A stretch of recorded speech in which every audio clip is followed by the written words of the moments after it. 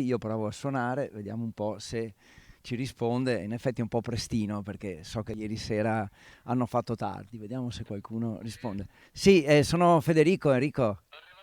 Ah, bene, bene, no, no, forse non l'abbiamo svegliato. Enrico è piemontese di Sì, origine, un paio di esatto. anni che però è a Padova, ha 24 anni ed era insomma in campo. Sei elegantissimo, pensavamo di Sono... svegliarti invece. Com'è Veloce. stata la partita?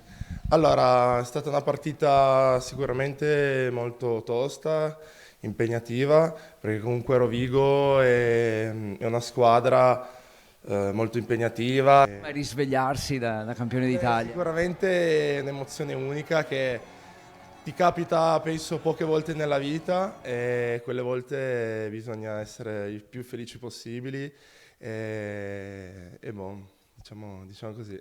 Senti, la maglia della partita ce Sì, l'hai? me la vado a La vai a prendere. prendere? Questa è la medaglia che vi ha dato il presidente della Sì, federazione alla esatto. fine della partita, Marzio, sì. Marzio Innocenti, che tra l'altro è E padovano, e questa è la questa è la partita. maglietta che ho indossato alla partita.